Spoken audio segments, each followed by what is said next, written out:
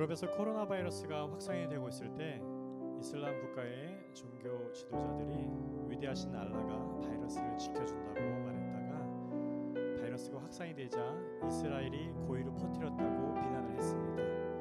우리 믿는 자들은 이 사태에 누굴 원망하는 것이 아니고 하나님의 계획을 알아가며 시험 가운데 어려움 가운데도 감사를 할 수 있는 성숙한 믿음을 갖기를 소망합니다. 우리가 고난 가운데 감사를 찾을 수 있는 것은 우리를 깊은 운동에서 건져내실 주님의 신실하신 약속을 믿기 때문입니다. 오늘도 예배로 감사로 신실한 주께 찬양 올리기 바랍니다. 함께 찬양하겠습니다.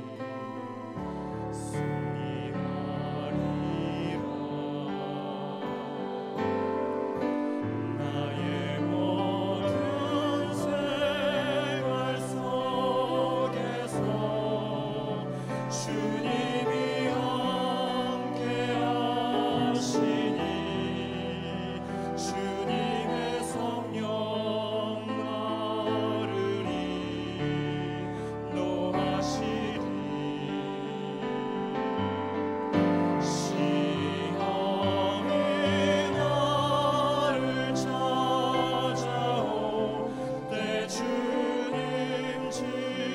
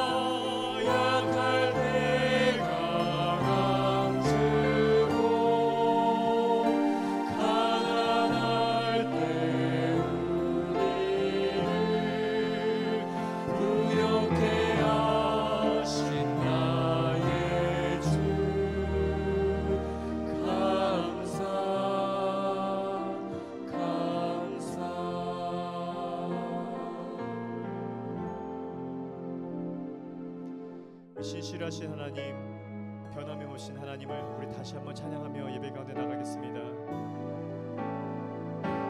오 신실하신 주, 오 신실하신 주, 내 아버지여, 늘 함께 계시니 두려움 없네. 그 사랑 편찮고 날 지키시며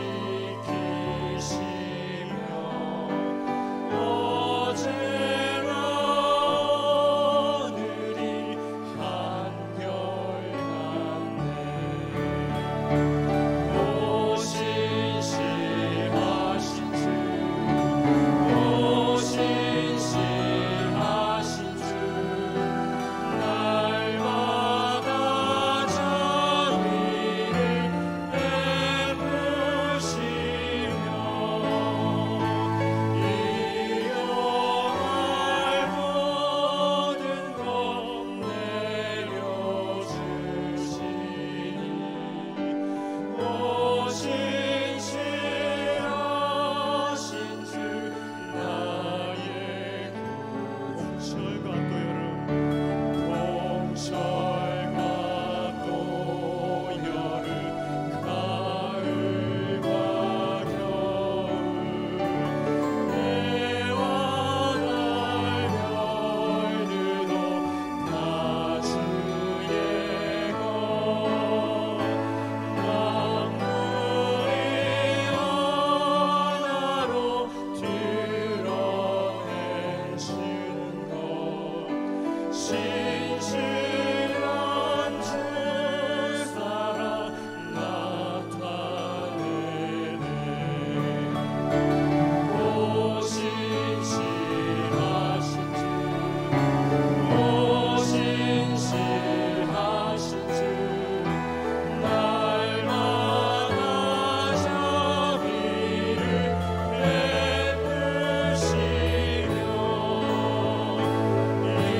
이용할 모든 것 내려주시니 오 신실하신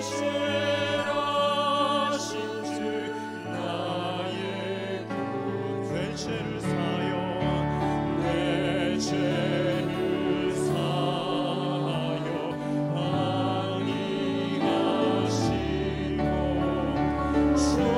주진이 오셔서 인도하네. 오늘의 힘되고 내일의 소망, 주만이 한복을 내리시네.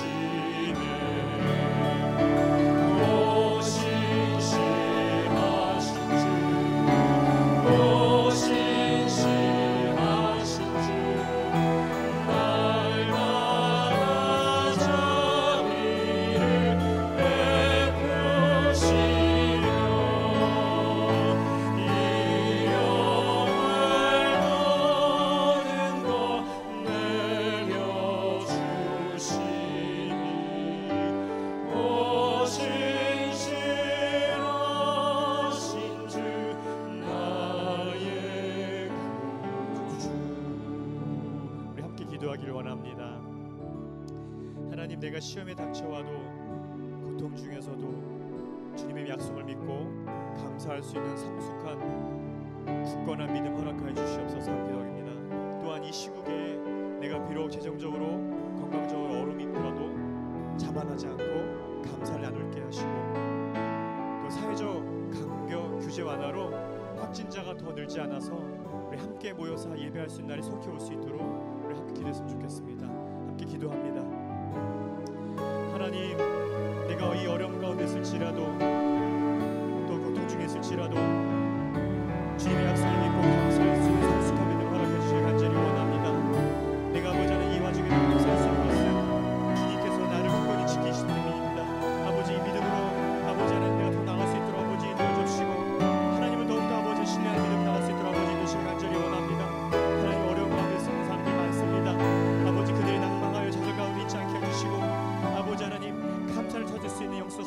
아버지 하나님 허락하여 주시기 간절히 원합니다. 또 아버지 이 시국에 아버지 비록 재정적으로 건강적으로 어려움이 없을지라도 아버지 하나님 자만에 빠지지 아니하고 그 감사를 나눌 수 있는 성숙한 믿음 갖게 해주시고 아버지 하나님 사회적 간격 규제로 완화에 일어나서 아버지 더 이상 확진자가 늘지 않게 해주셔서 아버지 하나님 우리가 아버지 함께 모여서 예배하며 나갈 수 있도록 아버지 인도 주시길 간절히 원합니다. 하나님 아버지 우리가 함께 예배하며 기쁨이 나눌 수 있도록 아버지 그날이 속히 올 수 있도록 아버지 인도해 주시고 아버지 비록 영상을 드리는 예배지만 우리가 마음을 다하여서 아버지 정성을 다하여서 아버지 믿음을 다하여서 드리는 예배 될 수 있도록 아버지 인도해 주시길 간절히 원합니다. 아버지 오늘 우리가 찬양 함께 드린 것처럼 아버지 하나님 우리가 고통 중에 있을지라도 시험 중에 있을지라도 감사를 잃어보지 않게 해주시고 아버지 기쁨을 잃어보지 않게 해주시고 아버지 우리가 평화를 아버지 잃어보지 않도록 하나님 우리를 지켜주시길 간절히 원합니다. 하나님의 아버지 하나님 굳건한 믿음 가운데 하나님 지켜주신 그 믿음 가운데 우리가 아버지 하나님 우리가 아버지 하나님 그 믿음의 고백을 나눌 수 있도록 아버지 인도해 주시고 그 가운데 우리가 예배하며 나눌 수 있도록 아버지 인도해 주시길 간절히 원합니다.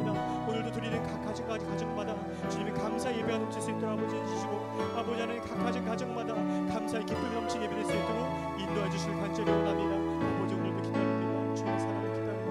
하나님의 사랑을 주님 축복해 주시옵소서.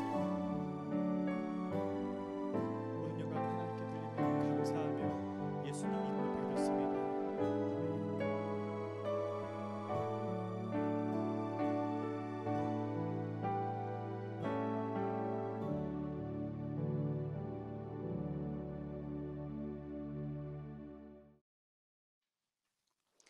지금도 살아계셔서 우리들의 생사화복을 주관하시고 역사를 주관하시는 참 좋으신 하나님 아버지의 극진하신 은혜와 사랑을 감사드립니다.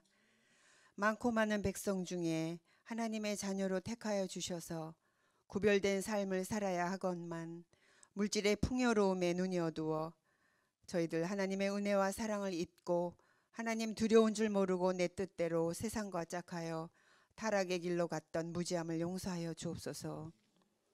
하나님 아버지, 이 시간 특별히 성령 강림 주일을 맞이하여 찬양과 말씀과 기도로 나갈 때 하늘 문이 열리며 성령 충만하게 하시고 우리가 예배를 드릴 때 주님의 음성을 들으며 늘 언제나 성령님과 동행하는 삶이 되게 하여 주옵소서. 그러나 하나님 아버지, 저희들의 교만함과 이기심이 하늘로 치솟아 마침내 하나님의 진노하심이 전염병으로 온 세상을 덮으셨습니다. 이것이 바로 하나님의 경고이심을 깨닫고 바로 이때가 하나님께로 돌아설 때임을 직시하고 통해 자복하는 회개가 있게 하여 주옵소서. 아버지, 이런 혼란한 시기를 틈타서 악한 사탄 마귀는 우리를 넘어뜨리려고 호시탐탐 노리고 있습니다. 이 싸움은 결코 혈과 육이 아닌 영적 전투이오니 국가 간에 부족하고 연약한 개인이나 사회 또 열악한 환경 가운데서도 오직 복음 전파에 헌신하는 선교지의 선교사님들 돌아볼 수 있는 예수의 마음을 품게 하셔서 더불어 함께 나누며 살아가는 그러한 관계가 되게 하여 주옵소서. 그리하여 온 세계 인류가 정치, 경제, 사회 모든 것이 정상으로 회복되어서 안정된 삶을 살 수 있도록 성령님 도와주시옵소서. 그동안 정부 측에서 감염을 막고자 많은 규제가 있었지만 점차적으로 회복되는 가운데 1차적으로 완화를 시행하고자 합니다. 서로 상대방을 배려하는 마음에서 더욱 규제를 잘 지켜 더 이상 확진자가 늘어나지 않기를 기도합니다. 그리하여 속히 성전에서 우리 모두 함께 예배드릴 수 있도록 성령님 도와주시옵소서. 하나님 아버지, 또한 간절히 기도하옵기는 저희 세움교회를 축복하여 주시고 세우신 목사님과 부교육장님들을 축복하여 주옵소서. 주님의 부르심에 따라 이 외롭고 힘든 일 걸어가실 때 지치지 않게 하시고 하나님의 크신 능력의 장중에 붙들어 주셔서 그 영혼의 생수의 강물이 흘러넘쳐 받은 사명 잘 감당하여 마지막 때 크게 쓰임받는 세움교회 되게 하여 주옵소서. 하나님 아버지, 이 어두운 시대 속에 저희 모두가 회개의 영이 임하게 하시고 성령님 보호하심 아래 다시금 굳건히 일어나 어둠 속에 빛을 발하며 마침내 승리의 깃발을 날리는 하나님이 기뻐하시는 교회 성도가 되어서 크리스찬의 향기를 나타내기를 간절히 기도하며 살아계신 예수 그리스도 이름으로 기도합니다. 아멘. 함께로 신앙을 고백드리겠습니다. 나는 전능하신 아버지 하나님, 천지의 창조주를 믿습니다. 나는 그의 유일하신 아들, 우리 주 예수 그리스도를 믿습니다. 그는 성령으로 잉태되어 동정녀 마리아에게서 나시고 본디오 빌라도에게 고난을 받아 십자가에 못 박혀 죽으시고 장사된 지 사흘 만에 죽은 자 가운데서 다시 살아나셨으며 하늘에 오르시어 전능하신 아버지 하나님 우편에 앉아 계시다가 거기로부터 살아있는 자와 죽은 자를 심판하러 오십니다. 나는 성령을 믿으며 거룩한 공교회와 성도의 교제와 죄를 용서받는 것과 몸의 부활과 영생을 믿습니다. 아멘. 우리 하나님 말씀 같이 보겠습니다. 사도행전 12장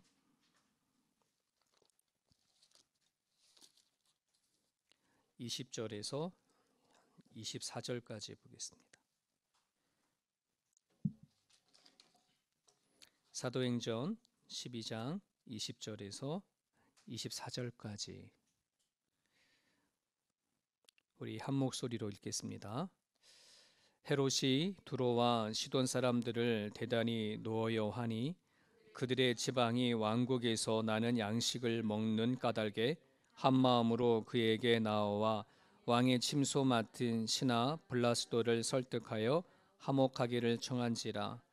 헤롯이 나를 택하여 왕복을 입고 단상에 앉아 백성에게 연설하니 백성들이 크게 부르되 이것은 신의 소리요 사람의 소리가 아니라 하거늘 헤롯이 영광을 하나님께 돌리지 아니하므로 주의 사자가 고치니 벌레에게 먹혀 죽으니라. 하나님의 말씀은 흥황하여 더하더라. 아멘. 오늘의 본문의 이야기는 헤롯의 왕이 죽은 이야기, 그리고 그럼에도 불구하고 하나님의 말씀은 더욱더 왕성해져 가는 이야기가 오늘 본문의 이야기입니다. 예수님께서 태어나셨을 때에 그때 유대 땅을 다스렸던 왕이 헤롯 왕이었었어요. 그래서 그 유대 땅 안에 이스라엘의 왕이 태어난다라고 하는 그 소리를 들은 헤롯 왕이 2세 미만에 있는 아이들을 다 죽이려고 했죠. 그래서 이 요셉과 마리아가 아기 예수를 데리고 애굽까지 피난 가고, 그리고 헤롯 왕이 죽을 때까지, 죽은 다음에 다시 올라왔죠.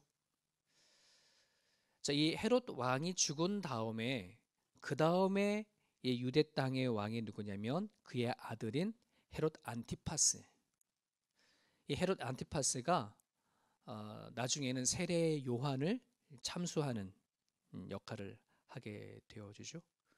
그리고 오늘 본문에 나오는 헤롯은 누구냐 그러면 헤롯 안티파스의 아들인 헤롯 아그리파 1세예요. 이 헤롯 아그리파 1세가 유대의 전체를 통관하는 왕이 되어지면서 어떤 권한을 갖게 되어졌냐 그러면 그 전에는 이 유대 땅 안에 누구 사람을 처형하는 그 법이 없었어요. 로마에서 허락해야지만 사람을 처형할 수가 있었는데, 이제 헤롯 아그리파 1세가 유대 땅의 왕이 되어주면서 사람을 처형하는 그 권한을 갖게 되어졌어요. 유대 땅에서 헤롯 가문 중에 가장 파워풀하게 영향을 끼친 사람이 바로 헤롯 아그리파 1세이죠. 근데 이 아그리파 1세 헤롯이 유대 땅의 왕이 되어지면서 관심을 어디다 가지냐면 유대교에 많은 관심을 갖고 있었어요.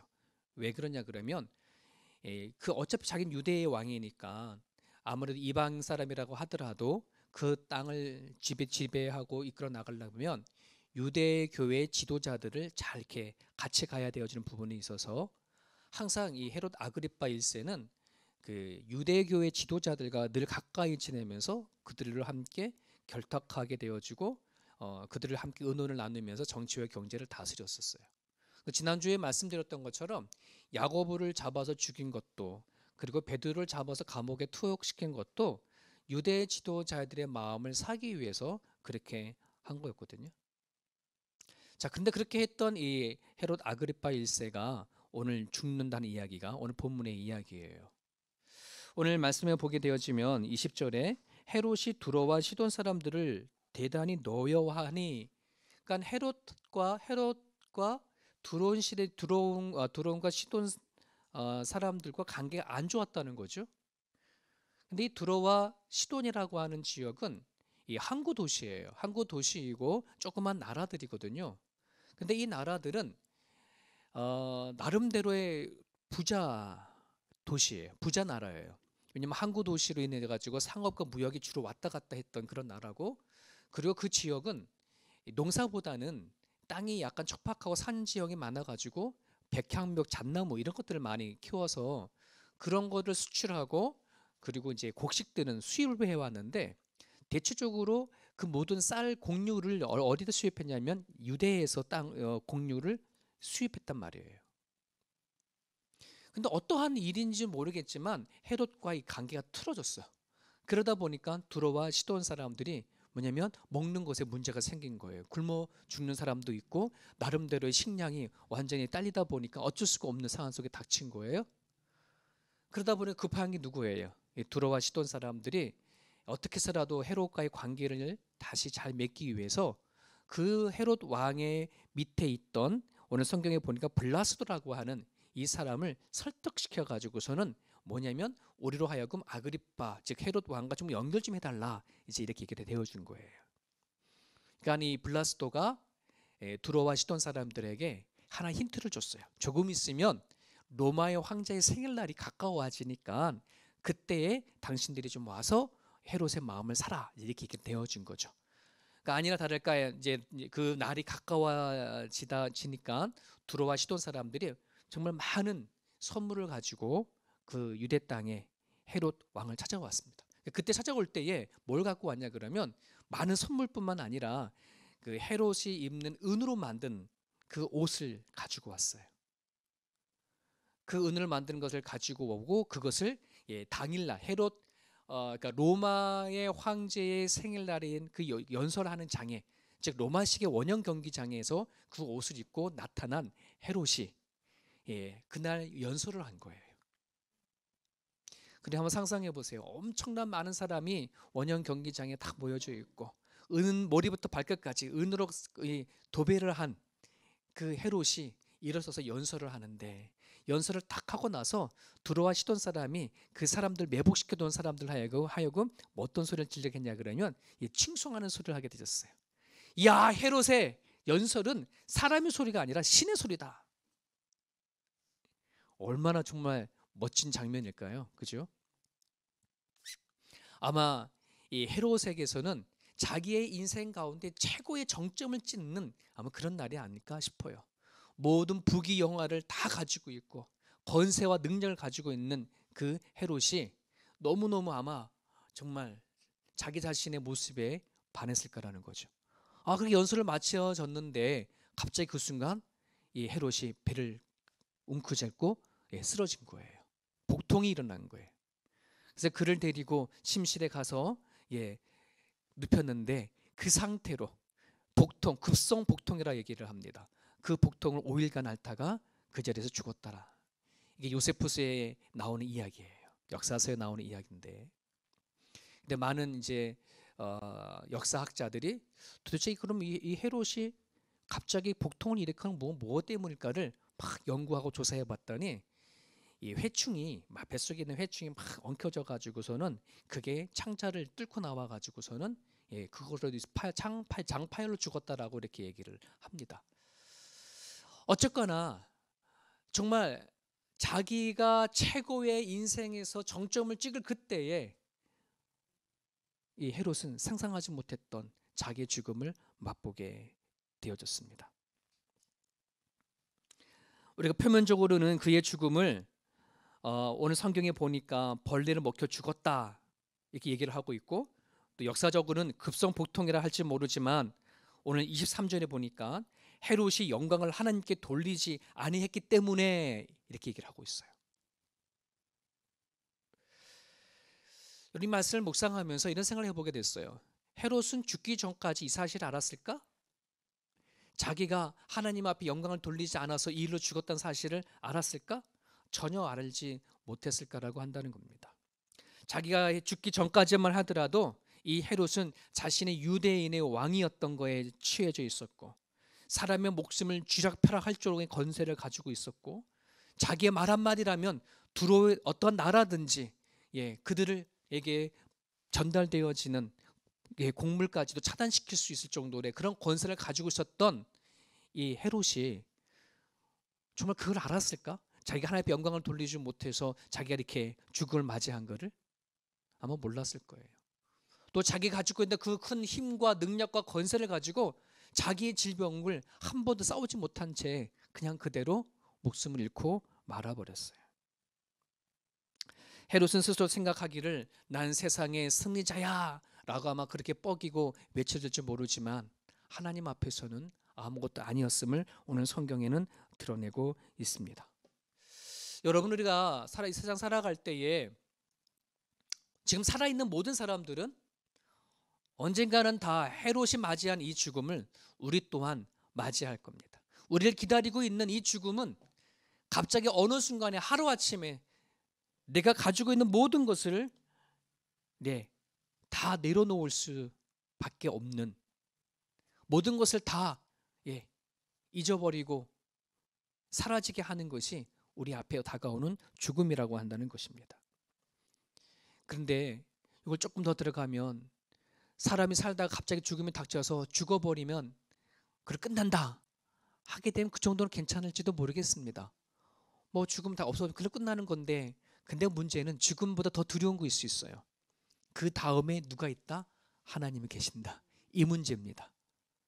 그냥 죽고 끝나면 아무 문제 없어요. 그냥 내가 살던 대로 살다가 그래 그냥 사라져버리면 그만이지 할지 모르지만, 사라지지 아니하고 죽은 다음에 내가 하나님을 맞이해야 한다는 것, 그리고 하나님의 재판과 심판 앞에 내가 서야 한다는 그 심판이 우리를 버티고 있다는 것입니다. 분명 우리는 압니다. 헤롯이 유대인의 왕이었고 수많은 권력과 능력과 권세를 가지고 있음에도 불구하고 그것이 하나님 앞에 나갔을 때 전혀 힘을 쓰지 못했을까라는 사실을 우리는 잘 알고 있습니다. 그래서 우리는 이렇게 또 상상해 볼 수가 있어요. 과연 헤롯이 하나님 앞에 갔었을 때 무슨 말을 했을까? 아마 이런 변명을 한번 해봤을 것 같아요. 하나님이 안 보여서, 안 나타나서, 나에게 하나님을 인식시키지 않아서 난 하나님 몰랐습니다. 아니 조금 더 얘기할 수도 있겠어요. 예수가 하나님인지 하나님의 아들인지 우리는 몰랐습니다. 전혀 누가 알겠습니까? 아마 헤롯은 하나님을 몰라서 못 믿었다라고 그렇게 얘기를 할 수가 있겠습니다. 그럼 하나님께서 헤롯의 말을 듣고서 그랬더냐, 미안하다, 내가 너한테 다가가지 못해서 미안하다, 예수가 하나님의 아들, 내 아들인 거 너가 몰랐구나, 좀 더 자세히 설명해 주지 못해서 미안하다, 아마 이렇게 얘기했을까요? 아마 그러지 않았을 거예요. 아마 하나님은 이렇게 얘기했을 거예요. 왜 나를 알려 하지 않았냐? 왜 예수를 하나님의 아들이라는 것을 알려하지 않았냐? 아마 그런 말씀을 하지 않았을까? 제 나름대로 묵상하면서 생각해 보았어요.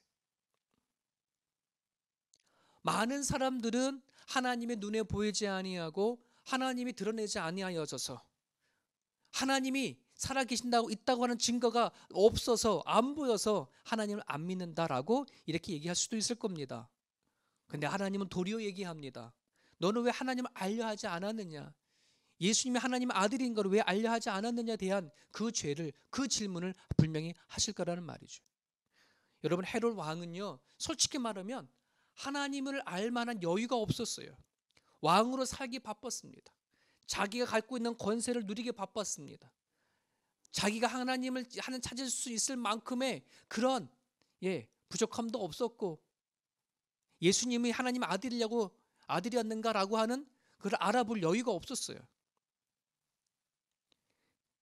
만족하기에 바빴고 행복하기에 바빴고 자기 권세를 누리기에 바빴기 때문에, 그런 부분 안에서 헤롯은 자기가 유대인의 왕이 되어진 것이 결국은 저주인 것을 우리는 보게 됩니다. 헤롯이 자기 하나님을 알지 못하고 누렸던 그 모든 권세와 모든 능력과 만족함과 행복이 결국 자기 자신을 영원히 죽게 만드는 저주였다는 것을 우리는 알게 되어주죠.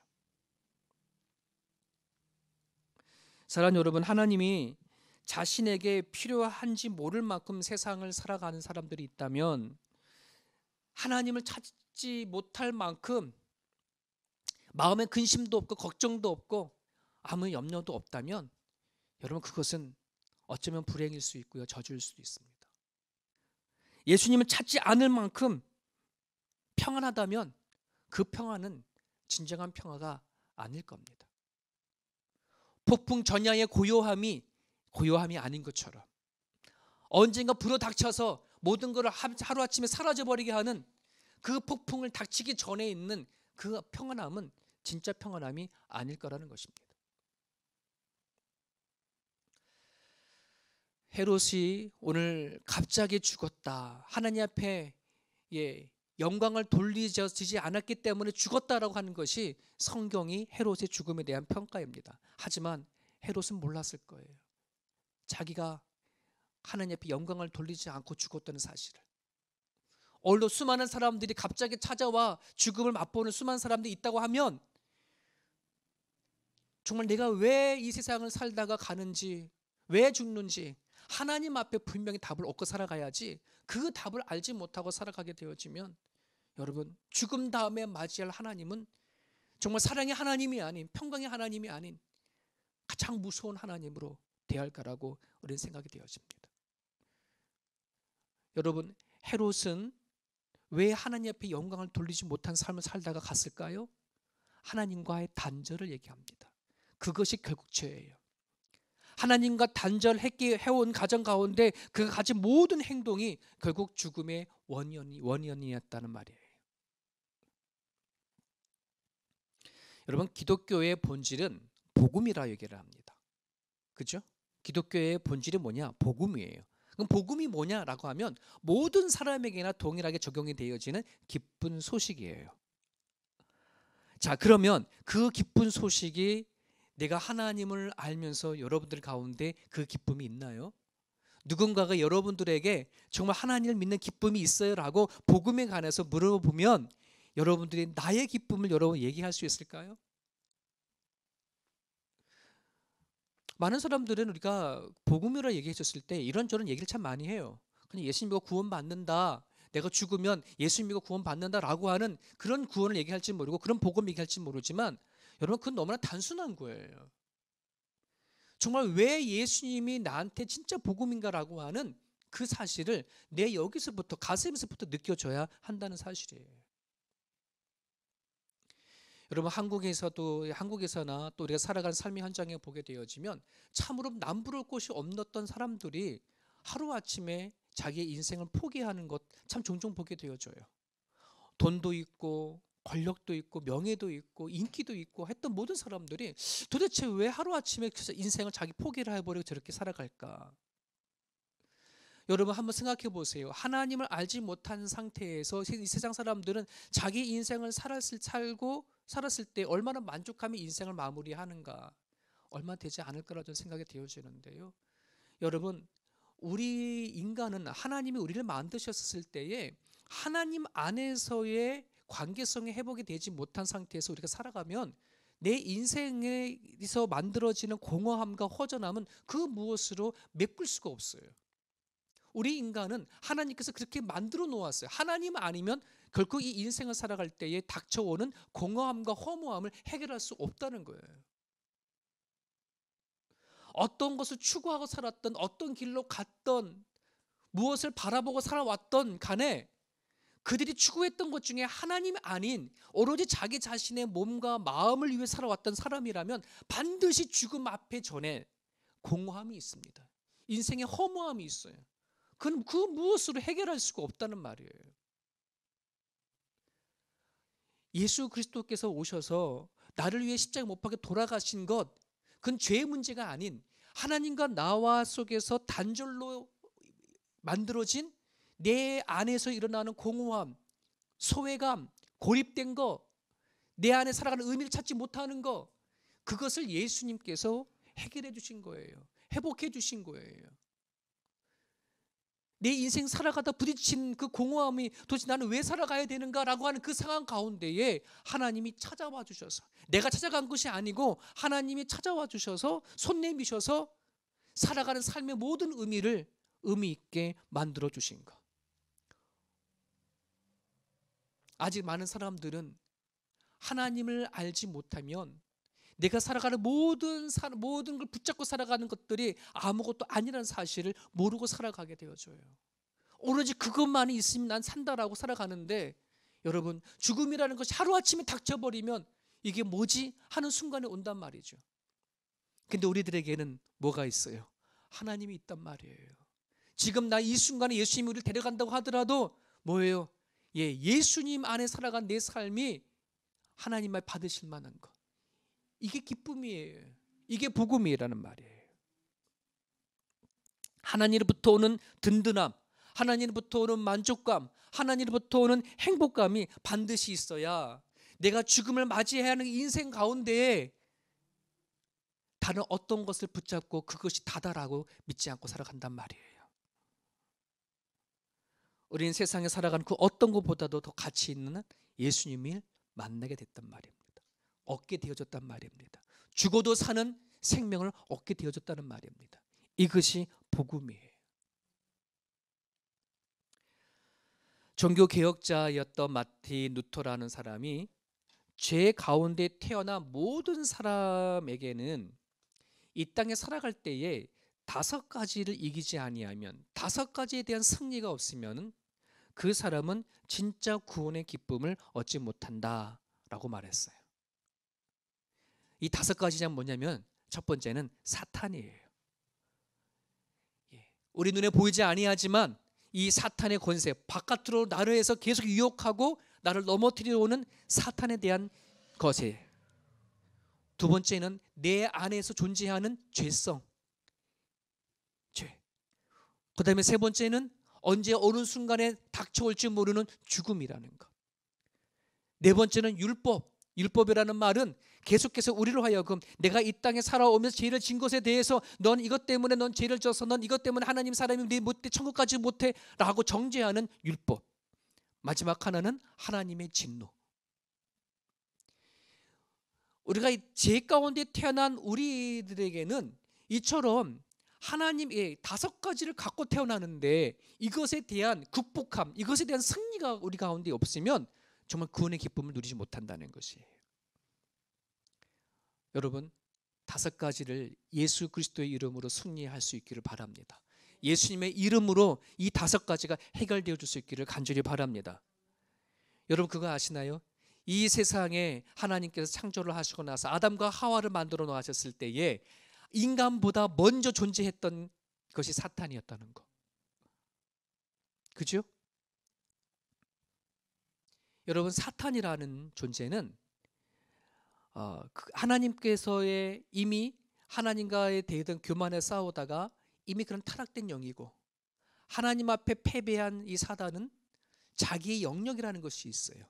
지배를 할 수 있는 영역 공간이 있는데 에덴 동산도 거기 안에 포함이 되어 있어요. 에덴 동산에 아담을 찾아와고 하와를 찾아왔다고 한다는 것은 얼마든지 사단이 뭐예요? 그들 유혹할 수 있는 자리가 거기라는 말이에요. 여러분, 오늘 우리가 살아오는 가정 가운데 이 세상은 사단이 지배하고 살 수 있는 세상 가운데 우리는 살아가게 되어져요. 우리의 첫사람인 아담과 하와는 그 사단에 의해서 지고 말았어요. 그 죄가, 그것으로 해서 그 죄가 우리 가운데 온 거 아니겠습니까? 그렇죠? 여전히 사단은 지금도 존재를 해서 주님이 오시기 전까지 어떻게 해서라도 한 영혼이라도 자기의 지배 안에 끄집어 들려고 일을 하고 있다는 말이에요. 그것이 뭐냐, 무엇을 갖고 하냐 그러면 죽음이라는 걸 갖고 다가오는 거예요. 히브리서 2장 14절에 보면 이런 말씀이 있는데 이거를 현대 성경 제가 읽어드릴게요. 하나님의 자녀인 우리는 피와 살을 가진 인간입니다. 예수님께서도 피와 살을 가진 인간의 모습으로 나셨습니다. 그것은 자신의 죽음을 통해서 죽음의 권세를 가진 악마의 세력을 쳐부수기 위한 것입니다. 예수님께서 이 땅에 오신 것이 우리들의 죄를 위해서 오셨는데 조금 더 구체적으로 말을 하면 우리로 하여금 예수님께서 십자가에 못 박혀 죽으심으로 악한 사단에 의해서 얽매여져 있는 이 끈을 뭐 하겠다는 거예요? 끊게 하셨다는 거. 우리를 괴롭히는 사단을 싸워 이기게 하셨다는 사실이에요. 사단은 어떻게 해서라도 끊임없이 우리로 하여금 죽음이라는 것에 얽매여서 살게끔 만들어가요. 태어난 모든 인간들은 항상 뭐에 대한 두려움을 갖고 살아가냐면 죽을까 봐 하는 것에 대한 두려움이 있어요. 나는 아무것도 가지지 못하고 죽을까 봐, 나는 아무것도 누리지 못하고 죽을까 봐, 아무것도 나는 가지지 못하고 죽을까 봐 라고 하는 그 마음이 우리 가운데 항상 도사리고 있어서 어떻게 해서라도 나는 이 세상 살아갈 때 조금 더 많이 갖고 좀 더 많이 올라가고 더 많이 누리고 살아가기를 원하는 마음이 항상 우리 가운데 존재하거든요. 이게 사단의 영향을 받는 사람들이 나타나는 특징 중에 하나예요. 아마 우리가 하나님을 만나기 전에는, 주님의 자녀가 되기 전에는 우리 또한 아마 그렇게 살았을 거예요. 남들처럼, 난 남들보다 더 낫게, 내가 죽기 전엔 내가 뭐라도 해봐야지라고 하는 어떤 죽음이라고 한다는 것을 두려워서 거기에 맞춰서 살았던 것이 바로 우리들의 모습이었단 말이에요. 그 사단은 예수님께서 이 땅에 오셔서 십자가 길을 걸어가는 것조차 예수님을 유혹했어요. 무엇을 유혹했냐? 죽음이라고 하는 걸 가지고. 너가 인간 예수이지만, 너가 하나님 아들이라 할지만 너 100% 인간이니까 너 속에 또한 죽음이란 두려움이 있을 거야. 어떻게 해서라도 예수의 그 마음에, 인간 마음속에 도사리고 있는 죽음에 대한 두려움을 막 집어넣어서 뭐 하지 못하도록, 죽지 못하도록, 십자가에 죽지 못하도록, 이게 사단이 갖고 있는 유혹이었거든요. 근데 예수님이 그걸 이기셨어요. 어떻게 이기셨을까요? 하나님과 관계성으로 이긴 거예요. 어떻게 그 죽음을 이겼을까요? 하나님이 나를 보내셨다고 하는 하나님과 이 관계성 때문에 기어코 기꺼이 십자가 길을 걸어가서 죽으신 거라는 말이죠. 그러기에 오늘 우리가 이 땅에서 죽음에 대한 이 근본적인 것을 극복해 나가려면, 죄에 대해서, 율법에 대해서, 하나님의 진노에 대해서 우리가 극복해 나가려고 한다 그러면 우리가 하나님의 아들인 것을 내 스스로 증명할 수 있어야 돼요. 우리는 교회 다니고 예수님 믿으면 하나님의 사람이다, 하나님의 자녀다 이렇게 쉽게 얘기를 하잖아요. 정말 내가 하나님의 자녀인가? 이게 입증돼야 합니다. 여러분들은 하나님을 믿잖아요. 예수님을 믿잖아요. 여러분 스스로 내가 하나님의 자녀인 것을 마음 깊은 것부터 입증되나요? 그래서 고백할 수 있나요? 여러분, 그런 의미에 있어서 주님 안으로 들어가시길 바랍니다. 예수님과 교제하시길 바랍니다. 그래야지 당당하게 우리는 외칠 수 있어요. 고린도전서 15장 55절에 사망아 너희 승리가 어디 있느냐, 사망아 너가 쏘는 것이 어디 있느냐, 당당하게 죽음의 속에 두려웠던 바울이 하나님과 관계성을 이루어진 다음에 사망을 향해서 선언한 거예요. 너가 나를 아무리 죽이려는데 걱정하지 말아라, 나는 죽어도 부활한다라고 하는 바울의 이 당당함, 하나님의 자녀로서의 나는 이 세상 살아갈 때에 그 무엇으로도 나는 흔들리지 아니한다라고 하는 그 당당함의 얘기를 한 거예요. 여러분, 요한 1서 3장 9절에 하나님께로부터 난 자마다 죄를 짓지 않는다는 말씀이 있어요. 하나님의 자녀가 되어지고 하나님의 사람이 되어지면 내 안에서부터 일어나는 이 죄를 극복하고 이겨나갈 수가 있어요. 여러분, 많은 사람들이 이렇게 얘기하죠. 예수님 믿으면 내 안에 있는 죄가 하루아침에 다 사라지나요? 그렇지 않아요. 근데 이 말은 어떤 말이냐 그러면은요, 우리는 예수를 믿고 하나님을 믿으면서도 우리는 여전히 죄를 질 수가 있어요. 여전히 실패할 수도 있고요. 그죠? 그런데 이전과는 달라요. 아마 이렇게 생각해 보면 될 거예요. 만약에 저나 여러분들이야 상상해 보는 거예요. 어떤 정말 궁궐 같은 집에 우리가 들어가게 되어졌는데 그 궁궐에는 먹을 것도 많고 너무 화려한 것도 많아. 근데 저는 거기에 받아서 온 손님이라고 생각하면 여러분, 거기에 있는 모든 것이 다 내 거가 되나요? 아니죠. 먹는 것도 물어보고 먹어야 돼요.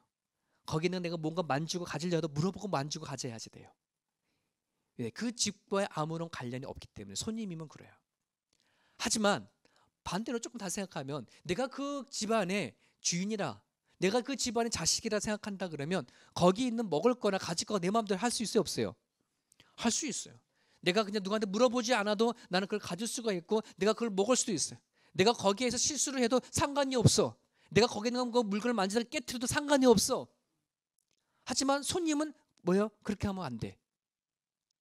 이 차이점이에요. 우리가 어디 안에 들어와 있느냐의 차이점이에요. 여러분, 우리가 하나님과 관계성이 없으면 내가 이 땅에 살아갈 때 이 모든 것은 하나님 것이었는데 내가 거기 빌려 쓰는 손님밖에 되지가 않아요.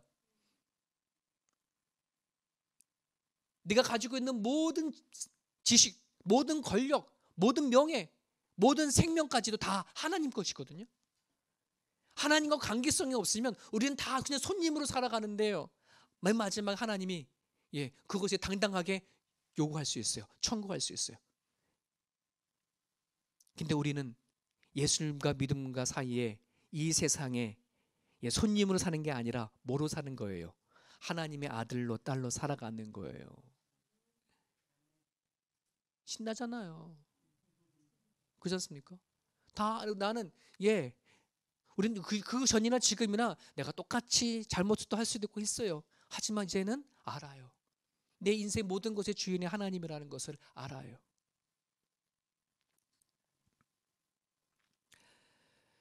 여러분, 하나님과 관계성이 형성이 된다는 것이 이만큼 귀중한 겁니다. 내가 나와 하나님과의 관계성이 정말 이루어졌는지 안 했는지, 여러분, 이것이 복음과 관련이 되어지고 구원과 관련이 되어져요.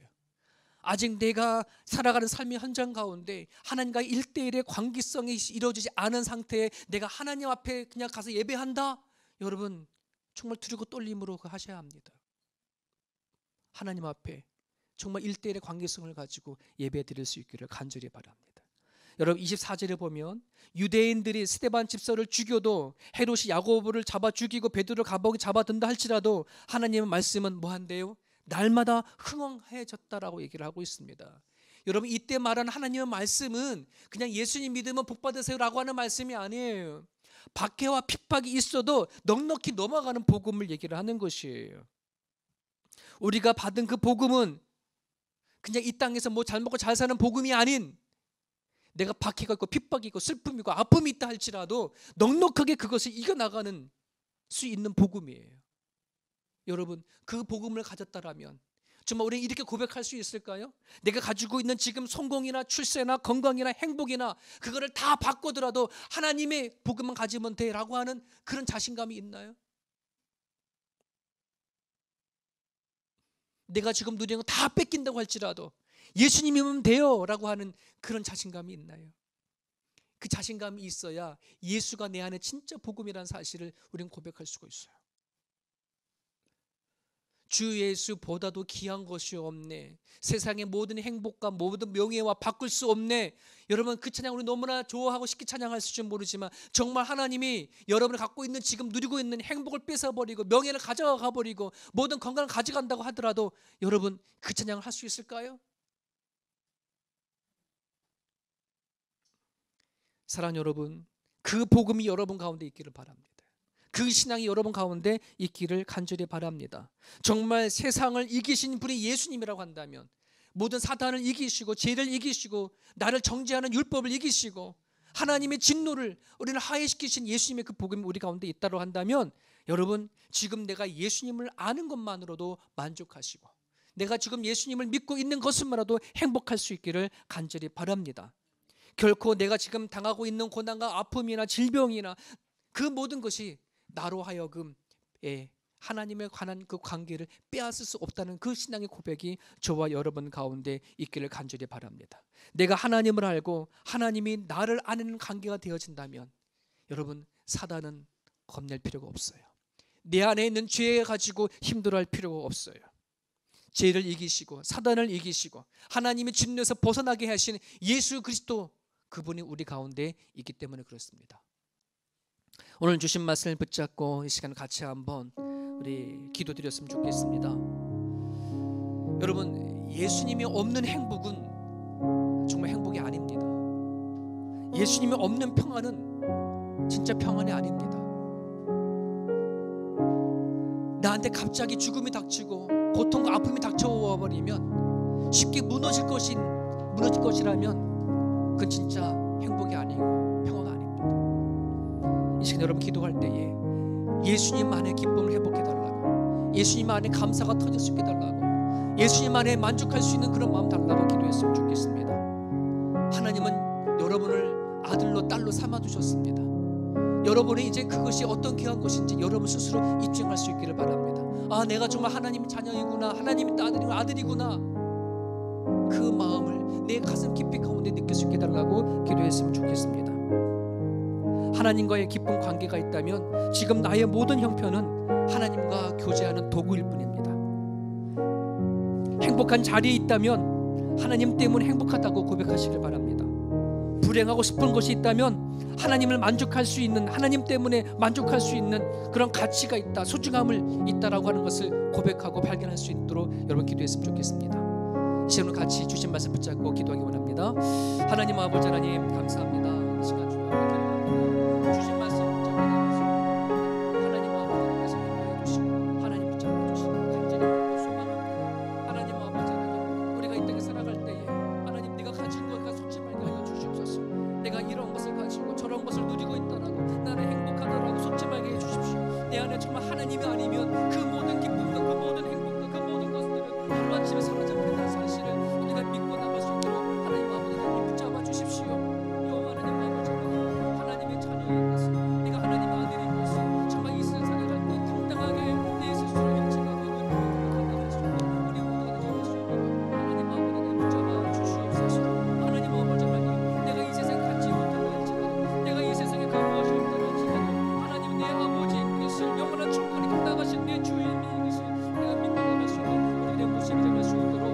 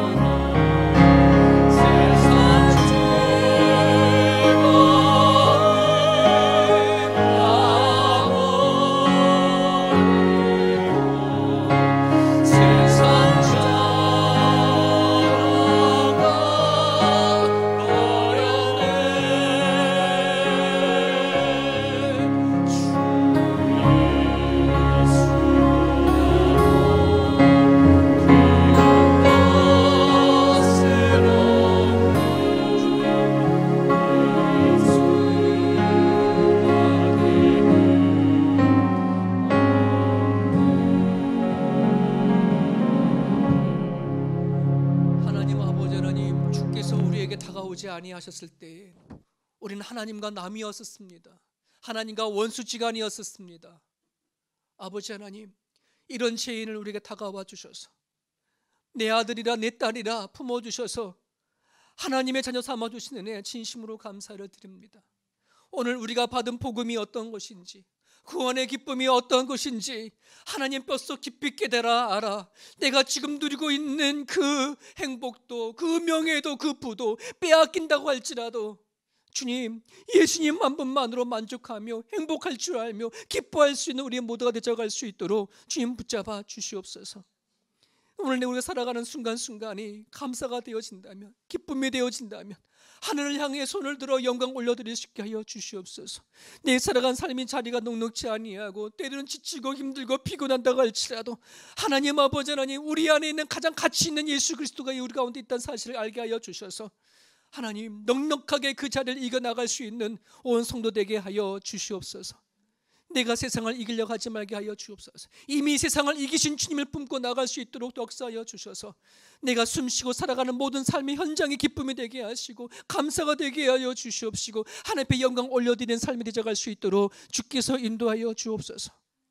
오늘의 우리들의 기도와 우리들의 마음의 고백을 받아주심을 감사하며 예수님의 이름으로 기도드립니다. 아멘. 여러분들에게 세움 소식 전달해 드리겠습니다. 오늘 오후 2시에 저희들이 몇 달 만에 운영위원회 모임을 갖습니다. 다음 주가 창립 1주년이거든요. 1주년 맞이하기 전에 같이 운영원들 모여서 같이 고민하고 또 같이 예배하고 찬양하고 하는 시간 되줬으면 좋겠습니다. 오후 2시에 정한 장로님 자택에서 모입니다. 여러분, 셀 모임이 6월 달부터 시작하려고 하는데요. 우리 6월 첫째 주일 가능한 셀들은 같이 모여져서 주일 영상 예배를 같이 통해 예배 드려 주셨으면 좋겠습니다. 꼭 그렇게 해주시기를 간절히 바랍니다. 창립 1주년 때 다음 주 감사 예배를 드리고 나서 SNS 통해서도 서로 간에 이렇게 축하 메시지를 주고받아줬으면 좋겠습니다. 제가 이렇게 영상과 함께 주보 같이 올려드리잖아요. 꼭 여러분들이 확대하셔가지고 좀 꼼꼼히 확인해 보셨으면 좋겠습니다. 우리 교회 가운데 그 권유미 집사님이 꽃 사업을 시작했답니다. 꽃꽂이도 하시고 뭐 이렇게 하는 사업을 시작했다고 하시니까 여러분 참고해 주셔서 혹시 꽃에 관련돼 있는 거를 여러분이 이렇게 알고 싶으시면 꼭 연락해 주시면 감사하겠습니다. 다른 거는 주보를 잘 참고해 주시고요. 우리가 지금 계속해서 이렇게 규제가 완화되어져 가고 있는데 성전 예배가 언제 이루어질지 여러분 기도 많이 해주시고, 학교에다 연락해 봤더니 7월 초에 연락 다시 준다고 하니까 아마 6월달 한 달은 계속해서 우리가 영상 예배로 만나야 되지 않을까 싶습니다. 우리 찬양팀을 위해서 또 우리 예배를 끝나간 모든 팀들을 위해서 여러분 기도해 주시고, 또 여러분들이 가정 안에 혹시나 또 문제가 있거나 또 상담 신방받기 원하시는 분들은 언제든지 셀 리더를 통해서 연락 주시면 감사하겠습니다. 다른 건 주보를 참고해 주시고요. 다 함께 자리에서 일어나셔서 서로를 향해서 눈에 보이지 않지만 어느 곳에서 같이 예배 드릴 우리 식구들을 위해서 그들을 축복하면서 찬양하기 원합니다.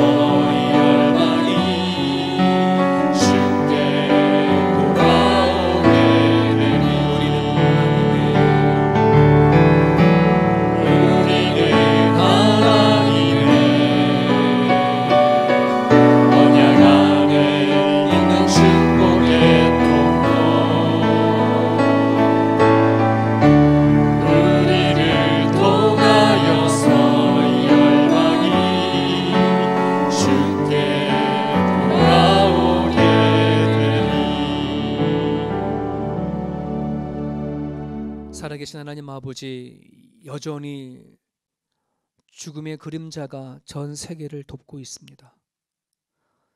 언제 이 죽음의 그림자가 사라질지 우리는 알지 못하지만 주님, 이 상황 속 안에서도 우리가 살게 해주시고 건강하게 보고 듣고 말하고 움직이며 주어진 삶 속 안에서 가정을 지키고 일터를 지키게 할 수 있도록 인도해 주심을 하나님 감사합니다.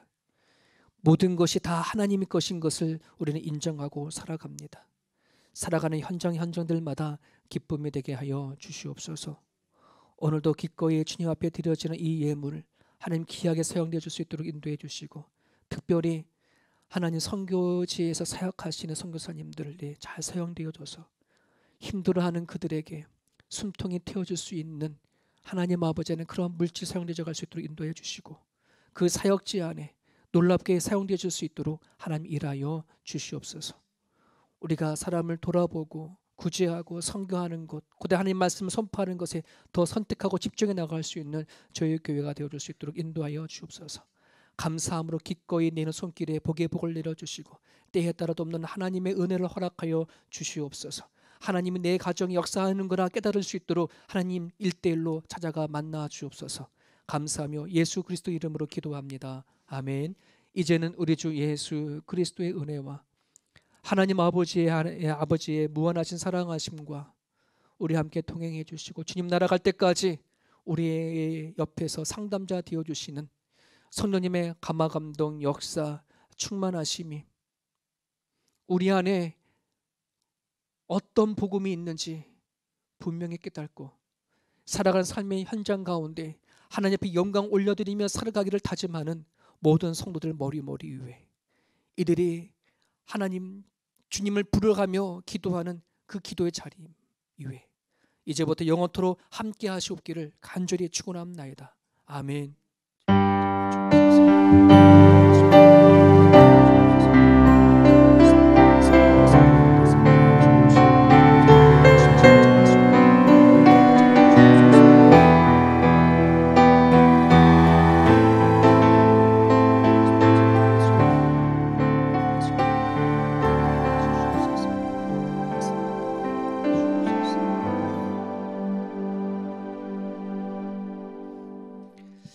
한 주간도 주님과 함께 승리하는 그런 날들 되기 바랍니다. 다음 주에 뵙겠습니다. 샬롬.